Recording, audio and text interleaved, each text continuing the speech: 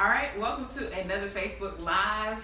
We have with us Pastor Jay Harris, a good friend of mine. Welcome, Jay. What's up? What's up? And today we're going to talk about something that's very important to both of us, engaging the next generation and the different struggles they face. So before we get into it, I just want Jay to give us a little bit about himself. Yeah.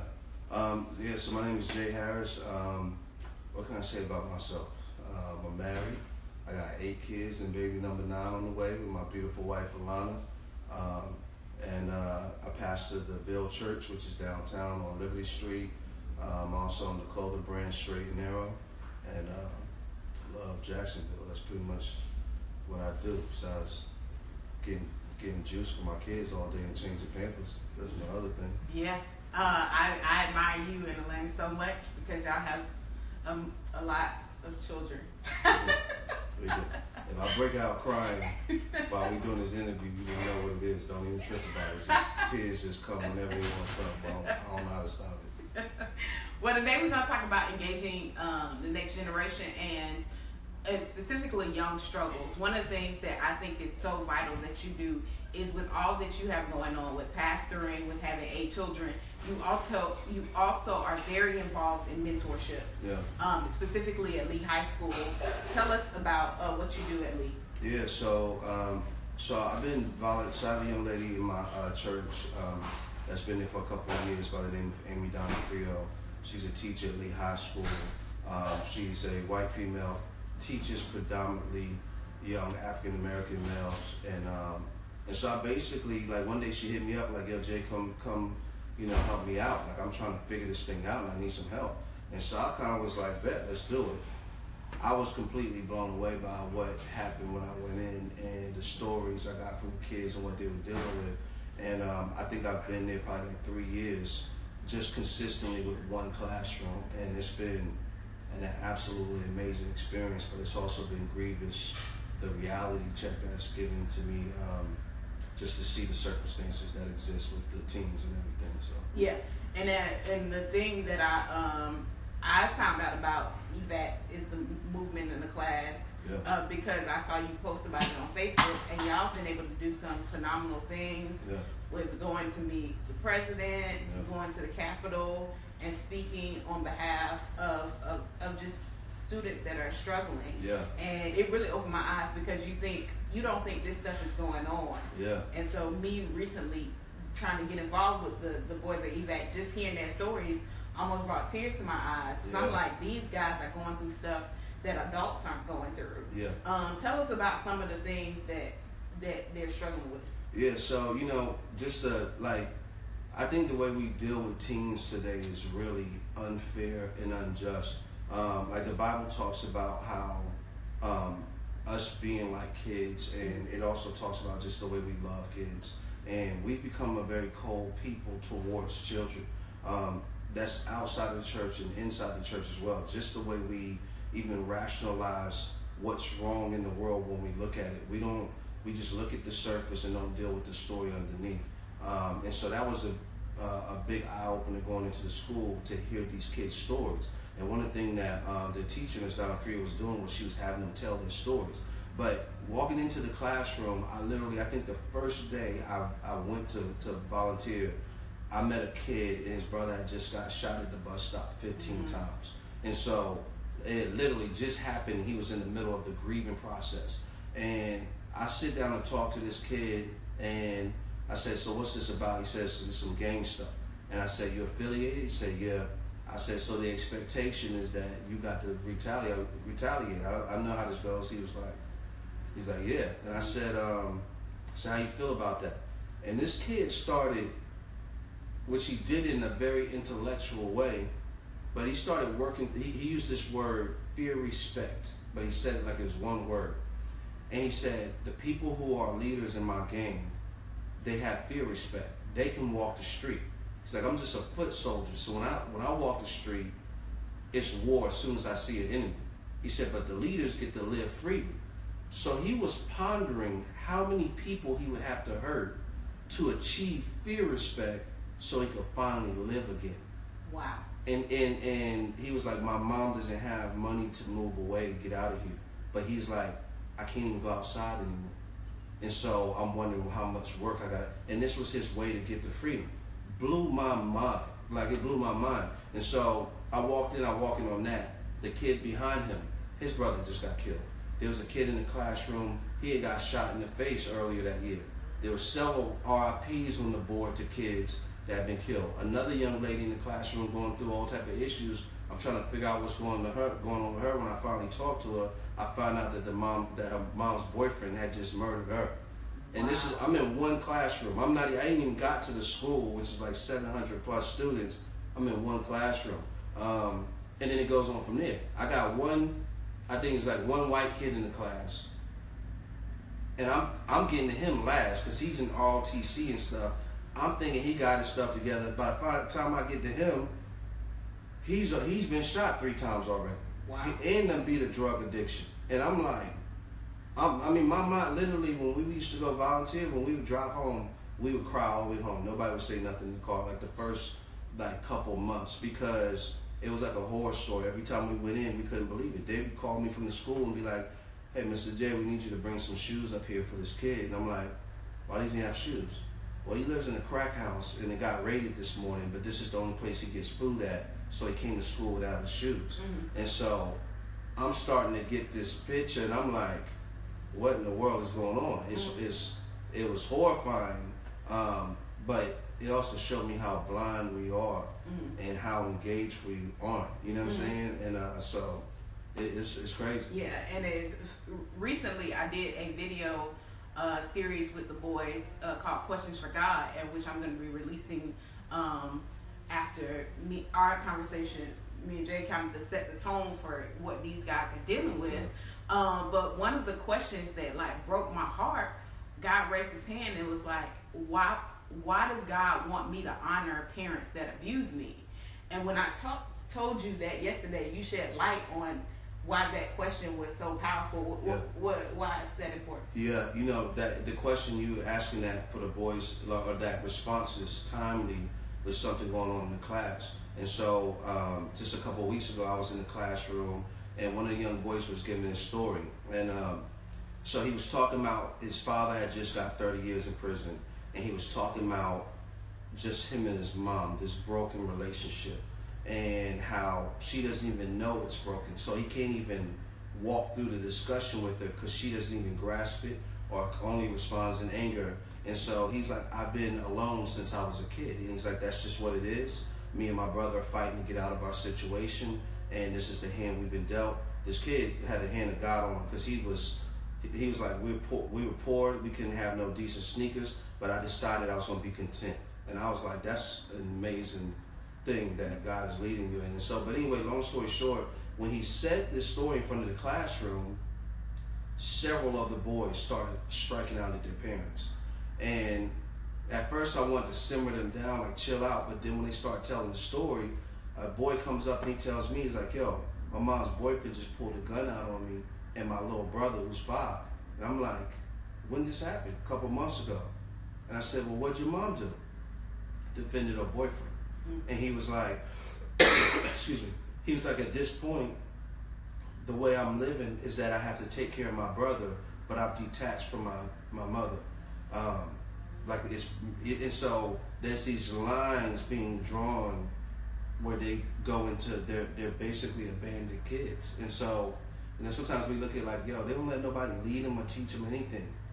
That they didn't cut ties to that a long time ago, and the story is deeper than just being a disrespectful kid. There's reasons behind that, you know. So yeah, and I think that's so vital for us to understand, because when we think about youth ministry and how the church engaged youth, when I'm talking to the boys, they're like, man, this stuff doesn't help me. I mean, it's fun, they have concerts and jump around, but I'm dealing with some real life stuff. They're dealing with more than I ever dealt with, and I'm an adult. And they're dealing with more than most of my friends are dealing with, so they need a grown-up word to help them with their situation. They can't get a lot of fluff or watered-down messages. Yeah, straight down. And so I just want to add this really quick. I remember at the end of the school year last year, I think it was the last week, there was a kid inside Miss Dallin-Frio's class, and pretty good kid, you know what I'm saying? Parents going through a lot, they struggling. And he comes to me and he says, Mr. J, my brother just got shot yesterday doing a drug deal. He was making a delivery and they shot him. He's in ICU. He's like, he's probably gonna make it, but he's pretty rough. And I said, okay. He said, but I'm in a dilemma. I said, what's the dilemma? He said, my family is all strapping up right now, getting their guns together to go kill the people who did this to my brother. And he was like, I don't want to be a part of it. But that my family just assumes that I'm going to be a part of this. And he's like, and I'm going with the flow, but I don't want to do this. And so it just really hit me at that moment. I walked him through it.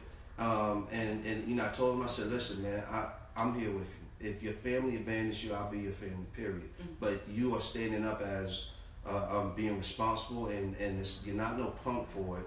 It's respectable, because I said, listen, your brother ain't gonna divorce the streets, but you about to go shoot somebody for him. So when he get out the hospital, he going back to the streets. You know what I'm saying? And he was just like, I know it's the truth, so I don't know why we doing this. This is what he wants. But anyway, long story short, what I got from that, it was like a question like that for a lot of people. They're like, yo, it's a pretty obvious answer. For him, it's not an obvious answer. And some of these teens, even though they're kids, they are the high level of critical thinking in their whole family. Mm-hmm. Like their moms is on drugs, pops is gone, uncle and grandma are drunks or been in the street so long, there's literally nobody with any type of wisdom for them to even tap on the shoulder and ask. And when he came to me about that, I was like, man, he just needed somebody to throw this problem against, to give him dignity and saying, no, I'm not going to do that. But he literally had nobody else in that moment. And in that moment, I really understood how important it is for us, especially the church. We got so many people and so many bodies, so we're resourced heavily to be able to go volunteer inside a school system and really, really engage in it. You know, there's a lot in that, but we can do that. Mm-hmm. There's a lot, and I say there's a lot in it because it's kind of like this right here with the Good Samaritan story. I always use this as an example. I always say the best place to minister from is where you're getting blood on your shoe. Not across the street talking about why people are laying on the ground, but literally next to the person on the ground. Mm-hmm. And so people hear that and they go, man, that's so true. I want to get out there. But if you've never been out there, there's a learning curve when you step out there, because a lot of times our theology isn't actually prepared to go out there. Mm-hmm. And, you know, if we're still fighting for comfort and other things or whatever, you can't take it out there. Like me engaging with these boys over these years, it's worn me down to no end. Me and their teacher have spent plenty of time on the phone crying through situations. Often you feel you're not going to get the satisfaction of feeling like, hey, I'm a hero, I work with the kids.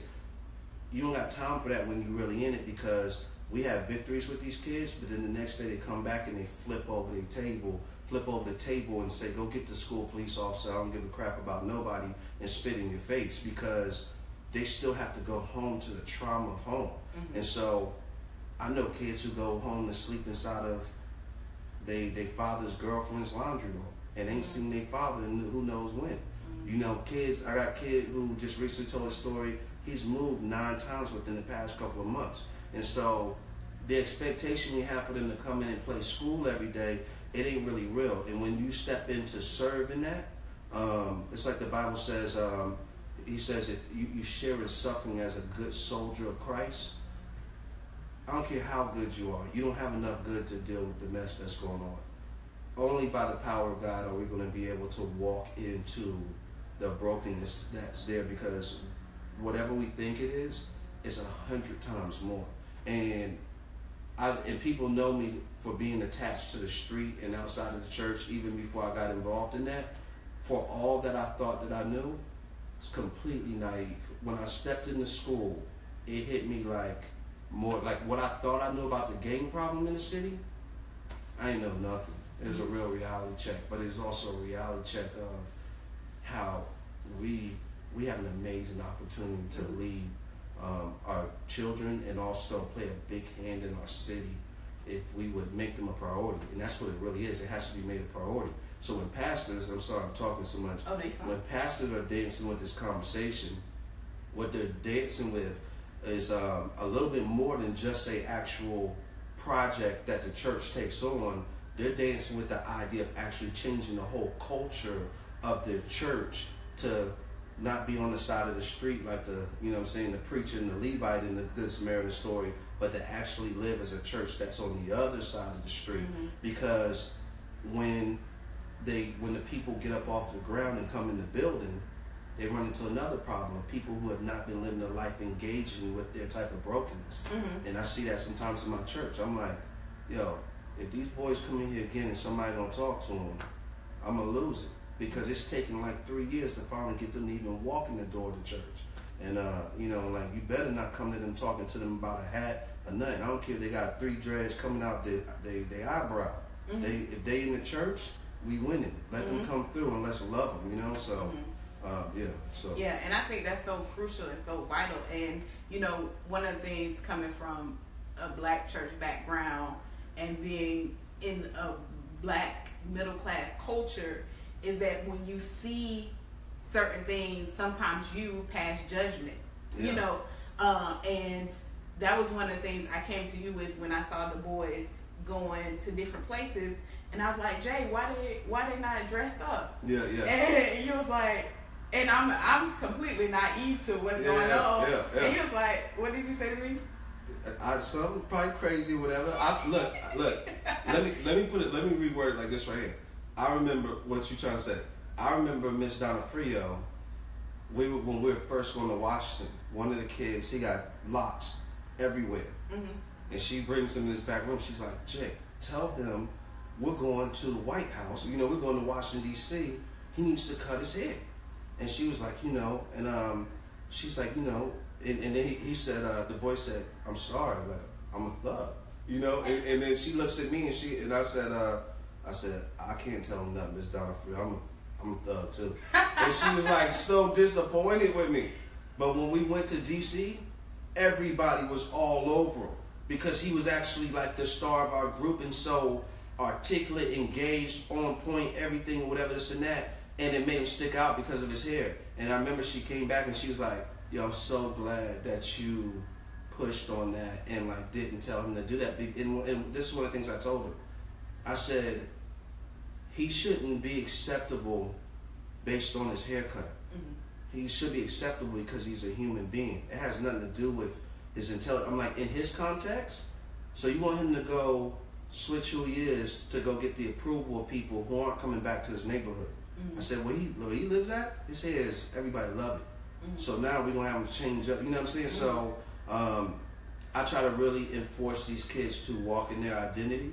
Some of the reasons I don't dress up as a pastor or whatever, and sometimes it's because people often don't think about, like I'm dealing with kids, like I remember when I first bought them clothes to dress up in, I remember kids, teenagers, going, whoa, this is the first shirt I've ever had with a collar on it. I'm like, what do you mean, like button up? No, with a collar. What? And it's like I'm thinking about how naive I am and some of the traditions we push on people and expectations, but never considering their economic like situation and how often we, you know, push them out of it. It's like, you know, if you're standing outside of a place with suits on, they might not tell you you're not invited, but you simply feel uncomfortable because of the air or whatever when you walk in the room. And so it made me just really, like, I get a lot of people that are like, yo, you know, we really think it's wrong that you preach on Sunday with a hat on and different things like that. Well, I got a lot of kids in here, whatever, like, I know people with alopecia. They won't come into church because they're going to make them take off their hat. And they don't want to go through the shame of that. We don't think about stuff like this. And so when, you know, in the Bible, when they're saying, hey, make the paths clear for the kingdom of God, it's like, get all the stuff out of the path because you don't have to climb over this stuff to get to Jesus. Like, get it out of the way. So a lot of these things, because we don't always realize how it's hurting people or keeping them away from the cross. And the boys have really helped me see a lot of that stuff. And it's a little bit sometimes making judgments on people we don't realize that they might actually want to dress a certain way, but don't have it. Straight up. Yeah. And so when we went with the boys to get them suits, like they were so excited. They were like kids. And then Brian came through. Blowing my phone up, sending pictures. They was like, "Yo, I'm killing these." You know what I'm saying? Like. So, and then Brian came through and showed them how to tie their tie, and they was like, you know, they didn't have. One boy said, "I was trying to find out on YouTube how to tie my tie." Yeah. And so things that certain people take for granted, just going and being there and being present and being the mentor to these guys, and just taking I watch your day to show them something as simple as how to tie a tie, or spending your extra money to buy them a suit or buy them clothes can do so much for them and help them. Yeah, let me add on to that to make that statement hurt for people who are listening. We got lost in the carnality of the world and forgot who we are as God's people, that we are called to repair the breach, not stand across from it and look at it, talk about who caused it and everything else or whatever. But we are to talk about it for the sake of figuring out how to fix it and going, engaging, laying our life on the line, sacrificing. And man, I get so hurt hearing people like talk about these boys, not knowing that they are literally, they're like walking gold mines. They're like, you gotta go dig for the gold, but it's beautiful when you get to it, but it's gonna take some work and some labor. And you know, and so it like, even the young boy I was mentioning with the dreads before, he just cut his dreads off, but he did it when it was time for him to do it. And there's dignity in him being able to make that decision, for him to say, this is the season, it's time. I saw when he posted it, other boys was like, yo, I'm gonna do mine too. But it's like, that was his decision, his timing and everything else or whatever. And so I think stuff like that is big or whatever. And like, one thing is too, like, when I was 15, 16, I was in and out of juvenile. Like, you know what I'm saying? I was robbing, stealing, selling guns, all that stuff. And I had went that way because I felt like I wasn't good at nothing in life. I just felt like all I know how to do is be slick and manipulate women, and I'm a good thief. Me and my friends in our mind, we were like, we're gonna rob banks one day. And this is just our progression. We's like, we too smart. We ain't gonna get caught. That's the foolishness we were thinking in. And when I became a believer in the situations God put me in, I couldn't believe that I knew how to do anything. And I had this stuff all the time. God had been putting it in me, but I didn't know how to take the giftings and see them in another light to be used. But for what I had in front of me, what I could do is steal with the tools I had. That's how I processed it. And so I realized with a lot of these kids, they're in their same circumstance every day. It's home, it's survival, it's on the block, it's torment, because a lot of them, it's not just like it's harsh at home. It's the torture of being alone. Some of their circumstances are that they're home taking care of all their brothers and sisters and every day and don't know when the parents really coming back. Some of them are being abused, like for real. We didn't have kids, their parents go beating them with a rake, stuff, crazy stuff, where you're like, you can't believe it. But man, if we take the time and go take the long, it may be a long walk with them, then it's necessary. Like, it's necessary, and it is a sacrifice. Because kids call me and they ask, they like, yo, Mr. J, I can't pay for basketball. I got 9 kids. But God's gonna make a way. And so you have to be aware of that going in. That's what I meant earlier. Like, when you step into it, your faith and your theology on stuff has to change a whole lot, because you will come to your wits' end with loving people. It's not just a noble, sweet thing to do. That joint costs you something. On Sunday mornings, sometimes I'm picking up like 8, 9 kids in my van all over the whole city. Like a 15-minute ride to church turns into 2.5 hours. There, taking them home, but for the sake of them hearing the gospel, life being changed forever, the trajectory of their family forever, and when I got eternity waiting on me, so I can lay it all down, it's well worth it. And I don't want to say that like I'm some type of superhero. I cry through it. I sit on my back porch with many a tears often because I'm perplexed by it. But I know there's no way to keep going forward without outside of God. And then the teacher, she's the gangster of the year. Yeah, what she does, and I know sometimes she said they come to school hungry. She makes sure she have food for them. They don't have nobody. If they don't have anybody to go to their games, she's at games. I mean, she putting in work. She's doing the most. Somebody need to cut a check for $1 million, just throw it in her bank account for real. Like, I swear to you, like we on the phone often. Yeah, Amy is killing it. She's killing it, and it hurts. It's not just a sweet walk in the park. There's a lot of grievous stuff that comes with it. It really, really is. And but she loves those boys a lot. She really, really does. Yeah, and I think it when I see what you're doing, it takes away any excuse. I mean, you have 8 kids with 1 on the way. Yeah. You have a church that you're lead pastor of. Yeah. You have a business. Yeah. Straightening her clothing. Yeah. So when I start crying, why are you talking? Tears running. Lord help. So when I see you do, and then you're actively engaged in your children's life, in your business, you and your wife are always, I see y'all hanging out. So I'm like, I don't even know when you sleep. I don't know either. I need some sleep. But I mean, for those who are watching, all of our excuses we have, I think Jay kind of trumps us with the excuses not to do anything. And so that was so motivating for me. Like, I have to do more, because it's like when you're detached from it, you don't necessarily see it. You know bad things are going on, but when you sit in these guys' faces, guys and girls' faces, and hear their stories, you cannot just not do anything.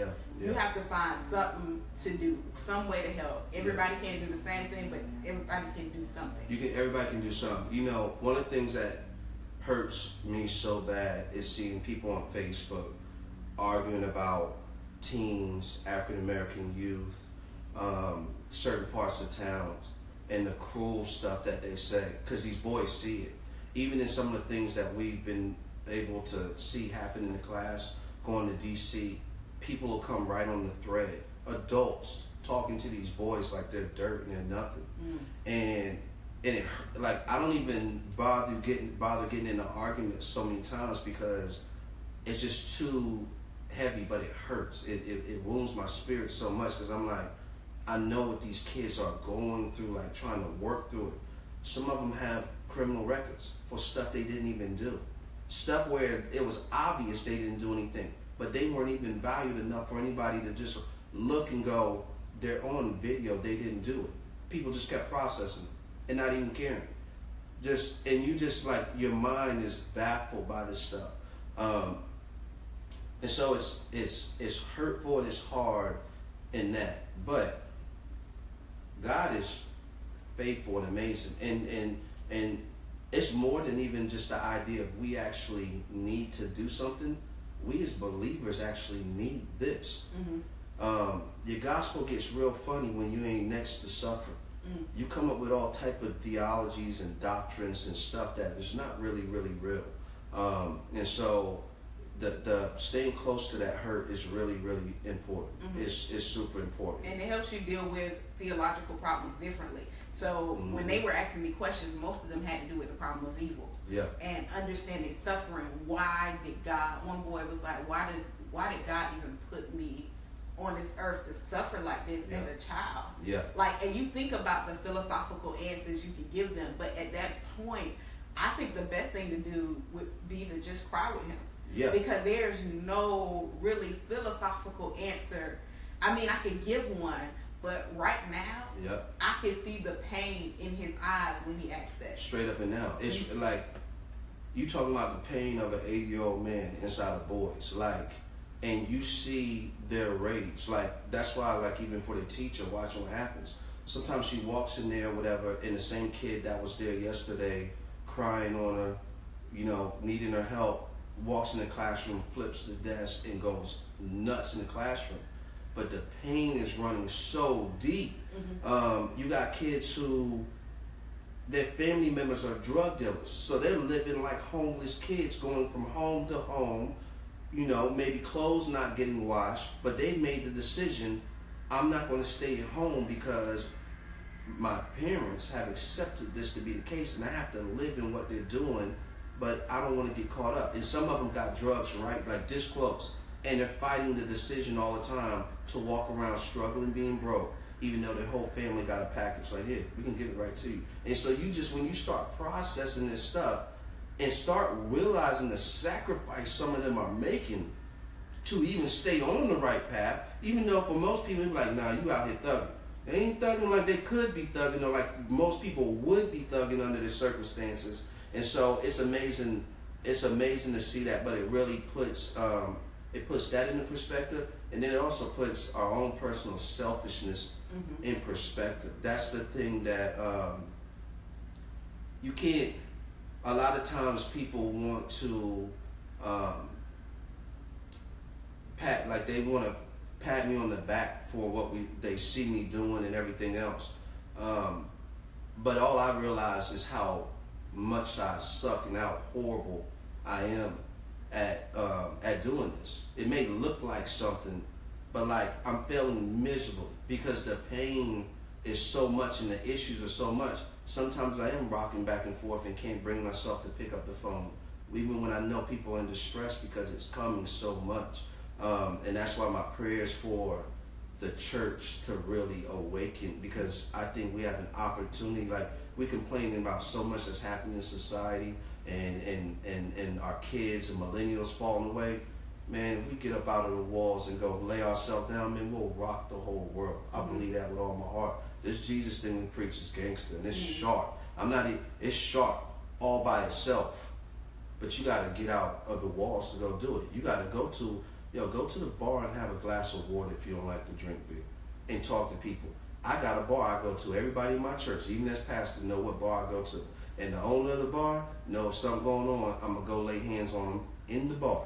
Period. That's what we do. We done turned it into a pulpit in there 50 times.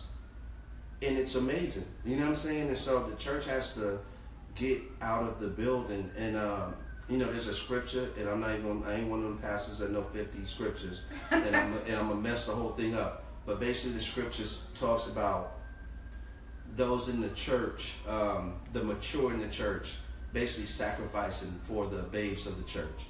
And then it says something right after it in the tune of don't satisfy yourself, but sacrifice for their good.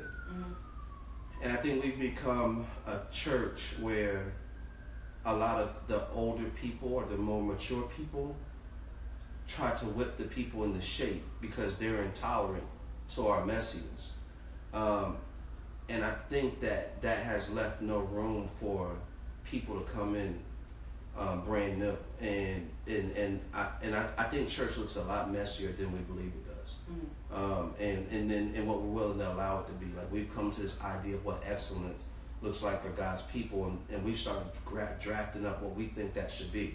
But if you step into suffering, that thing's gonna look a lot different. Yeah. Part of the reason, even when it comes to managing this many kids and everything else in the church and everything or whatever, there's a lot more healthier rhythms I can have in my life, and I'm always fighting to get to them because it's real in the battlefield. But one of the things that is helpful in it, and this is, from having this many kids and from the stepping into the suffering, is that I realize for me to think I can achieve whatever idea of excellency is expected, that ship is way down the river for me. So it leaves you where it's like, there's no way for me to maintain this, God, but for you to empower me to do it, because it's not realistic, logical, and I'll definitely kill myself trying to get it. So there's some safety in that, that lets you plow into things. And I think the church needs that. I think the church needs that to go into this thing, whatever this mess. It ain't gonna always look cool. Like, my friends I roll with, or I got drug addict friends that I love to death, and they come by the house. And I've been friends with them forever, and they haven't changed much. Some of them gotten worse, but we're gonna be 80, 90 years old if God allows us, and they're gonna be on drugs. I'm gonna be right there with them till that moment when I'm able to lead them to Christ, or whether somebody else is able to grab them and lead them. And I think people need to know it looks like that. Yeah, hang with prostitutes. Do all of that. That's great for you to do. Like, you know, I think we walk around with this thing just scared, like people got, they sin got the power to just jump on us and do us. It like, no, you only pulled away by the sin that's in your own heart. So if it's something that messes with you, then don't go mess with it. But, man, his soul's in the balance, like, and God is fully able if we just show up. Mm-hmm. That's where it meets the road. It's just showing up. I'm not smart, and I'm fear has always been a anchor on me since I can ever remember. None of this has to do with me being brave at all. But as I see that cross and see the power in it and what he does, that joint has made me jump off quite a few cliffs. Not because I'm brave, but because I know he's true. Mm-hmm. And so that's part of that power in leaving to go across the street. Mm-hmm. And not having to have it figured out first. Like, people just show up to your school. Just go to the principal. What can I do? Do you have a teacher I could mirror and help or whatever? And be content in the work. Mm-hmm. Be content that you're not going to get satisfied from this. Like, you're not going to get a trophy. You're not going to get a trophy. You're going to feel beat up and worn out. But know that God is being glorified in it, and that's that. Mm-hmm. We're talking about changing the trajectory of people's whole lives. Mm-hmm. And just to add this too, I know I've talked forever. You were saying something earlier about one of the boys, or just a story and everything. But I remember just recently when the kid was telling me about his mom, like what I had to stop and tell them was, I said, you know, you're the virtues you have that is making you different from your parents, you think they're yours. They're actually not yours. They're something God gave you. And I said, if you think they're yours, then you're going to start getting prideful about it, and you're going to look down at your parents. I said, the same thing that is eating your mom alive can eat you alive. I said, it's just by the grace of God. I said, but what is going on is you're given an opportunity to change the trajectory of your whole family. I said, you doing it for your mom, not at your mom, not to get back to at her, not to because you're back. I said, God is giving you an opportunity to change. I said, and like that was really enlightening to them. It's like, man, I'm like, yeah, I said, bro, I don't care what kind of drugs your mom is on. In her soul, in her heart, she is wishing you will win. And she's really like, I'll save our family, do something. You know what I'm saying? And so they just, man, they just need people around them to give them answers to this stuff. Because if not, these rappers and everybody else are going to drop their theology on them ASAP. Mm-hmm. And they already on it. Mm-hmm. And I think that's something that's important.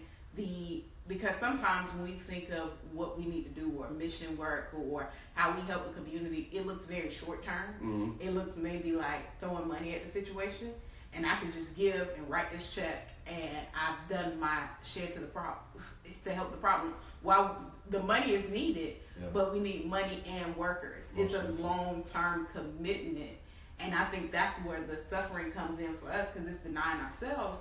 And then for my people that are listening that grew up in black middle class families, I mean, you black middle class, us putting down that privilege, because we always talk about white privilege, but there's a certain privilege that we have if you're a black middle class or black affluent, to give back to your community and stop, and we can't require other races to do something we're not doing for ourselves.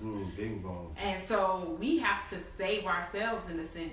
And, we have the privilege, sometimes in my young professional circle, we have the privilege to talk about these things over brunch and to be all philosophical and not really be doing the work, but just tweeting about the work. Mm-hmm. And so, just talking through this, seeing the voice makes you say, I got to enter in. I got to get off social media. Yeah. I got to stop trying to just, be philosophical and deep with my friends who have the same privilege as me, and enter into the suffering. Yeah, most definitely. You just hit it on the head. Like, we can talk about it so much and feel like we're knee deep engaged, and we're not. Like, that show up game is everything. It really, really is. And it's everything. And here's the thing. It hurts, but we're going to get rich because of it. Like, God will enrich us in himself as we sacrifice and put ourselves in these positions. And I use the phrase "put yourself in these positions" because that's what it is. You never have no idea what's going to happen afterwards. Like when I started mentoring and volunteering with Miss Donna Frio, like we didn't know what evac was. Like I named it evac, and I just was like, man, we didn't know it was something. You know what I'm saying? We didn't know it was going to turn into, like, we went to Washington, and it was always like, okay, that was cool. I guess that's the end of it. And then then the next time you're on the front page of the, one of the students on the front page of the New York Times. I think in the last year we've probably been on the news like over 20 times. And it's just going and going and going. And you have no idea what God has planned. And you have no idea when it'll end. You really have to be fulfilled in Him and content that this is actually what He wants us to do. Mm-hmm. It's more than just a good thing to do. It's actually the will of God for us to go pour ourselves out like that. And it checks you, because the stuff I complain about and say are real struggles. When I sat with them guys, I was like, man, what? I was like, what I got to be complaining about? Straight up. I'm up here complaining about paying student loan debt, and I'm beating my payments, and these people, they not even eating sometimes. Not even eating, literally. I got kids in there. I'm bringing clothes to. They wear the same clothes every day. Some of the kids are going through the disdain because they're in class smelling horribly and they're getting cracked on in jokes. They literally have no money to wash clothes. They have no parents, no adults, one of them nothing. They have running water. Yeah. And this is America. And that's the thing that you think. You like, this is America, our poverty is different. And so you're not really, because you're distant from it, you're not really engaged and see the crucialness of some of these needs. Yep. You got kids with no lights and no running water. Real talk. And here's the thing. I'm talking about one classroom. Yeah. Like, I haven't even got to the rest of the school. Like, I can wear you out with horror stories out of one classroom. When I went back in my second year, the first day I went back in my second year and I went to go talk to the boys, I was like, I'm back. I'm excited. Kid in the first seat, his head is down on the desk. I look at Miss Donna Frio, I'm like, what's up, my man? She's like, you remember they killed his brother last year? I said, yeah. She's like, they killed his other brother yesterday. I'm like, it started to feel like I couldn't walk in the classroom. Like, I used to come home and tell my wife, I'm like, this cannot be real life. I started researching when the kids were telling me their friends was getting killed, because I'm like, they come in the classroom, one of them's down, it's like, my boy got killed this weekend off of so-and-so. Another one walks in the classroom, yo, my homie, I'm like, yo, your homie's his, and they're like, nah, they actually was up the street. I know his friend too. And I'm like, I couldn't even fathom that it was this real or whatever. And so, it's thug life to the max. It's hard, but the church gotta get thuggish. We got Jesus, man. We got everything. Mm-hmm. We got it all, man. We got the answer to all of these things, and people are waiting for us to have some real conversation. Because here's the thing: whatever the kids are trusting in, it's gonna fail because it's not true. So they'll give out at some time. And just like in my case, so many people prayed for me, and they probably thought I didn't hear a word they said. But at a certain time, all I could hear was their voice. And so it's necessary for us to be there and be able to speak. Even when it comes to, like, I remember I was talking to the kids about music. And, they got their artists. They always quoting their lyrics. So we start working through their situations at home. And their moms, what was broken, their mother and their father, and then applying it to the music. I'm like, so this artist right here, what he's talking about is actually the horror story you're in. It's the thing that makes you cry at night. But you're singing his song, and it sounds cool what he's saying about the way you treat this girl and everything else. But I'm like, actually, the girl is your mom in real life, and you're in the result of the brokenness. And they're just like, oh my God. And that's not to judge them or condemn them. It's just to give them a base, like how to critically think through this stuff. I'm not saying don't go listen to your music or anything. but can you engage it critically to start thinking about how it affects you and how it affects society? And that's been huge for them, because nobody in their circle thinks like that. And we get to step into the middle of that as believers and start pointing a whole new worlds for them. You know what I'm saying? When we first started EVAC, what was a significant change in the room with the kids is when some police officers came to the classroom. The police officers came to the classroom. I wasn't even there that day, but apparently they spoke over the boys, ran over them. And when I came in the next time, I could see the hurt on their face. And I said, "What happened?" He said, "Man, I told them about the gangs in my neighborhood. They told me I should move." I was like, "Man, I'm 14 years old. Where am I gonna move?" And they were just so disappointed. They were like, "Yo, they didn't have no answers." And they were talking to us like second graders. We invited the officers back, and I said, "Y'all did a good job not raising your voice and disrespecting these officers." I said, "But y'all don't think that y'all can talk to grown men." I said, "Y'all got a lot to say. Let's just work on how to say it." And when they came back and they had that conversation, that was like when I saw the light go off in them, because it gave them so much dignity, because all of a sudden their voice, what they usually stand with their boys and complain and grumble about, now they're talking to the officers. Next thing you had the U.S. prosecutors. Next thing they're talking to a federal judge. Next thing they're talking to State Attorney Melissa Nelson. Next thing they're talking to the mayor. Next thing we talking to, we were in D.C. talking to Obama's financial advisors, the Department of Justice. Then they talking to Obama. And so their voice is making stuff happen. And and all along they're going, we have something to say. We always had something to say. We just didn't have a framework for the we didn't have a framework for it. So you feel hopeless over here if you just on the block saying it to your boys that it mean nothing. But now that puts you in this different thing. And so I think it's about taking these kids on a journey. Yeah, because I mean, they had so much to say. At the end of the conversation that I'm going to release with them, we have about 40 minutes of just candid conversation. At the end, I said, "What would your message be to pastors?" Yeah. And if I had to let them continue to talk, they had so much they wanted to say to pastors and leaders, to youth pastors, and really all they wanted, hey, treat us like adults. Really listen to what we're going through and see that we're not going through this fluff, and we need a real grown-up word. We don't need this stuff they passing out of youth ministry. We don't need you to bring a hip-hop artist to jump around. We would rather hear some substance in the sermon, because I don't know how to cope with the life I'm living, and I don't need the fluff. Yeah. And they said, I need pastors to live right and demonstrate what they're doing. Don't tell us to do something you're not living. And they've seen different people be hypocritical, so they want to see the real, and they want to hear authentic messages laced with the word of God and truth, because they're dealing with real stuff. Yeah. If you want to see something gangster pop off, go to a bunch of teenage boys or teenage girls, because the ladies need some ladies bad. Yeah.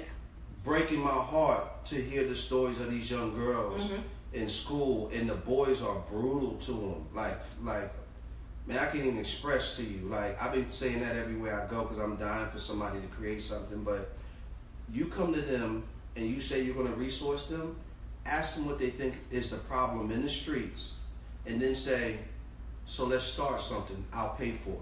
What do you want to do? Like, how would you impact your city to heal it, but make them executives in it and do it? That's basically what Ms. Donna Frio has done with EVAC. It hasn't been, we're about to use you kids to do something. It's been like, she came to them and empowered them, saying, what do you want to do? I will go beg for money, do whatever I got to do to make whatever y'all say possible. So whether they want to meet J. Cole or meet President Obama, she's on the phone with the White House. They like, yo, y'all can't meet Obama. She's like, y'all can make it happen. And guess what? It happened. And she keeps on doing it over and over and over, and been sacrificial in that. But the boys are, they pointing. They're like, this is what we want to do. This is what we want to do. Like, we always come with this thing we want to do for the youth. The youth know what they want to do. We just need to resource them. And then you get the opportunity to walk with them, take them through amazing experiences, and then bring light through it, like the gospel and everything else, as you partner with them and walk through it. And so that's pretty much what the journey with EVAC has been. And God has been extremely faithful in it. But their teacher, Miss Donna Free, I can't say her name enough. She's been she's gangster. She's been a soldier out of this world or whatever, for real, and really exhibiting amazing selfless love. You know what I'm saying? And so I just huge respect for her. Yeah. If people want to find out more about you and get in contact with you, how would they do that? So they can hit me up on the Ville .church is the website of our church, and you can go through all the contact stuff through there to hit us up or do any type of speaking engagements, anything like that. Hit me up like that. I'm on Facebook too, Jay Harris. You can holler at me on there too. Be picture with all the kids. It just look like a nursery on there when you pull it up. and so you can hit us up like that. Thank you so much, Jay. I think this has been a really rich time. Man, Lisa, I appreciate you. I appreciate what you do. Jude 3 is extra gang style here, so thank you so much for just everything and all the guests you have on there and what they're offering. A brother like me is eating up that stuff, so thank you so much. Awesome, thank you. We're done.